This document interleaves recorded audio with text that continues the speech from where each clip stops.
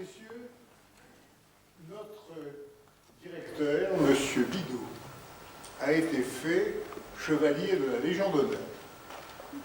C'est un honneur qui reconnaît l'action qu'il a menée, le dévouement qu'il a eu, à la fois comme universitaire et comme président, comme directeur général des entretiens Jacques Cartier. Et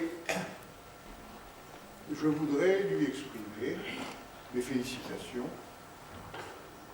Monsieur Dominique Perben, ministre de l'Équipement, a accepté de lui remettre les insignes de la Légion d'honneur.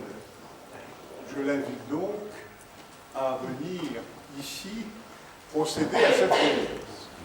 Et je saisis l'occasion de dire à M. Bidot qu'à l'Académie des sciences morales et politiques, j'ai rencontré il y a quelques jours un de ses maîtres, son maître, M. Dupaquier, grand démographe, qui m'a chargé de transmettre aujourd'hui publiquement ses félicitations pour la décoration qui vous est accordée.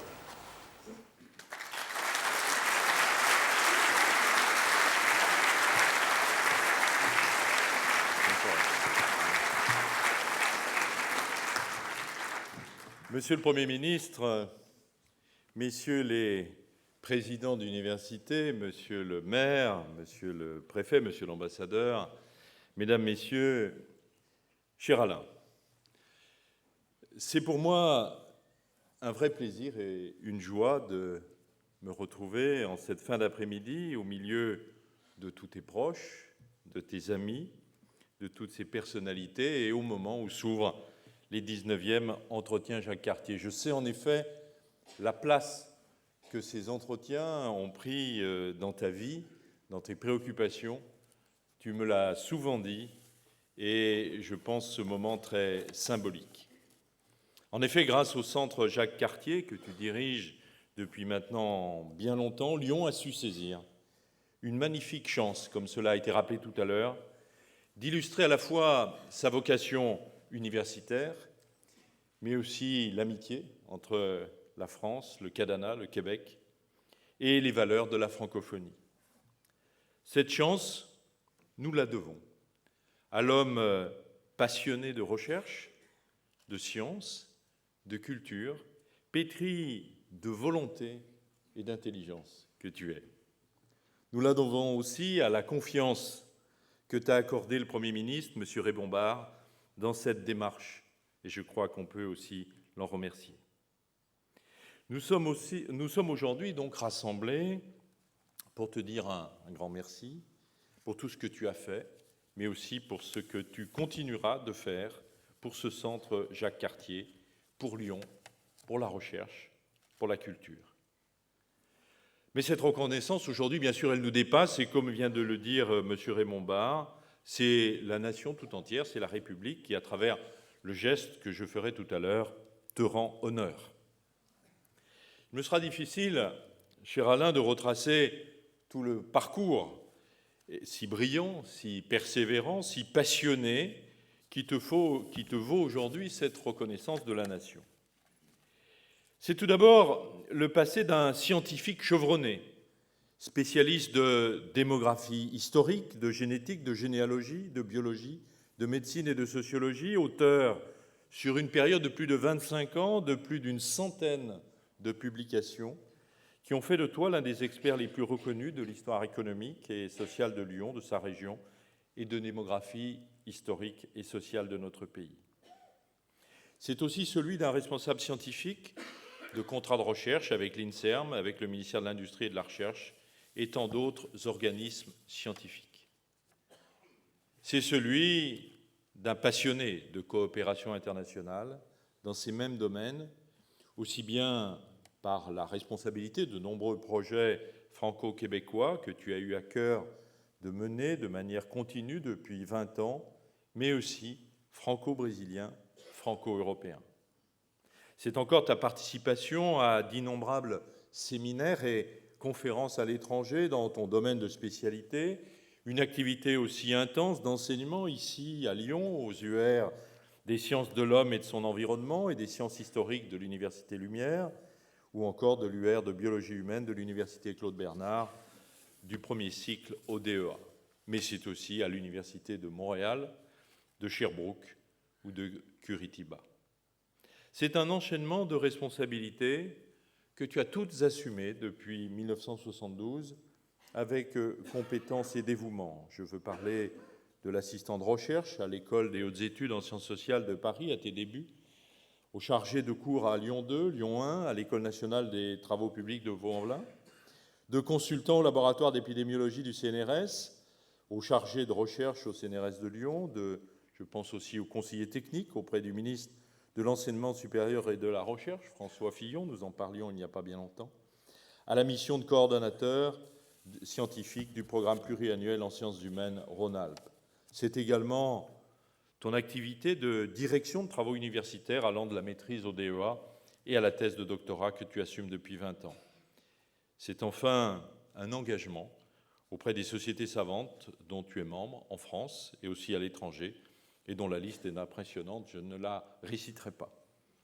Mais tu es plus qu'un scientifique, tu es plus qu'un chercheur, tu es plus qu'un enseignant, tu es aussi un communicateur, et tu as la passion de rendre les savoirs, l'émotion de la création artistique, la beauté, accessibles à tous.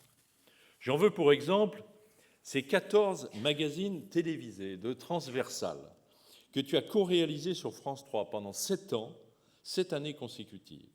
Ils abordaient des sujets culturels, linguistiques, des sujets d'actualité pour le plus large public. Et je pense également à ton rôle de directeur de la collection du même nom aux Presses universitaires de Lyon, à qui tu as donné une dizaine de titres.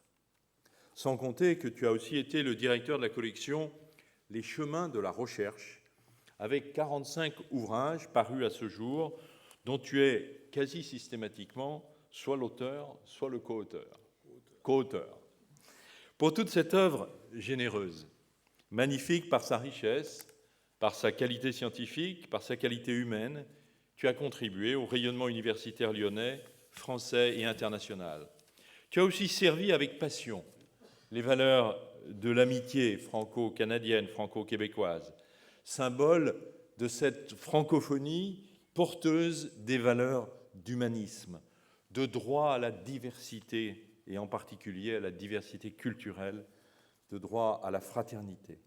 Tu as servi aussi les valeurs de l'Europe.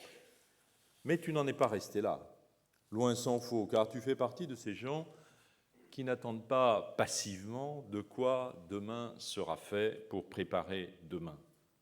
Tu es un homme d'action, d'autant plus efficace que ce goût de l'action puise dans cette capacité d'analyse, de réflexion et ton goût du savoir. Cet engagement dans l'action, tu as choisi de le consacrer avec passion à notre ville, Lyon, dont tu connais parfaitement le passé, les réalités, mais aussi la complexité, la fierté. Il n'y a pas un musée, pas un théâtre, pas un quartier de cette ville que tu ne connaisses. Créateur, tu aimes la création, tu aimes la rechercher dans ses aspects parfois les plus secrets, les plus fragiles, mais aussi les plus neufs. C'est ce qui t'a amené, comme homme de culture et d'action, de science et de réflexion, à t'intéresser à la politique municipale. Sollicité par M. Raymond Barre, futur maire de Lyon, tu as apporté à son équipe ta fougue et ton esprit créatif. Ton intérêt pour la culture t'a permis de construire une vision d'avenir pour cette ville, pas uniquement en termes de stratégie culturelle, mais aussi en t'appuyant sur ce qui fait sa richesse, les femmes et les hommes qui la vivent de l'intérieur, qui la construisent chaque jour. Ton goût de la vie t'a aussi permis d'apporter à la vie sportive lyonnaise beaucoup de toi-même et pas seulement ta passion du football. Je sais aussi la qualité de tes réflexions sur les conditions d'un développement harmonieux de notre région urbaine et je sais ta passion pour cette conception du développement. Permets-moi de dire aussi devant tes amis, devant les personnalités ici rassemblées, devant ton épouse, devant tes enfants, combien ta curiosité et la diversité de tes centres d'intérêt m'impressionne. Je dois avouer être aussi impressionné par ton goût pour la gastronomie et ta passion des grands crus. Tu es, en somme, un véritable homme de culture. C'est cet engagement culturel, dans sa sincérité, mais aussi dans sa clairvoyance, qui te vaut l'estime et la reconnaissance générale. Je nous souhaite de te voir continuer sur cette lancée qui incarne l'avenir, mais aussi l'optimisme, la détermination, la chaleur humaine. Pour toutes ces qualités intellectuelles et surtout humaines, au service de la recherche, de l'université, de l'enseignement, de la culture, pour cette passion de Lyon, pour cette passion pour les valeurs dans lesquelles tu as toujours placé ton action, celle de l'humanisme, celle de l'intérêt pour les autres, tu as, cher Alain, mérité la reconnaissance de la nation. Alain Bidault, au nom du Président de la République et en vertu des pouvoirs qui nous sont conférés, nous vous faisons chevalier de la Légion d'honneur.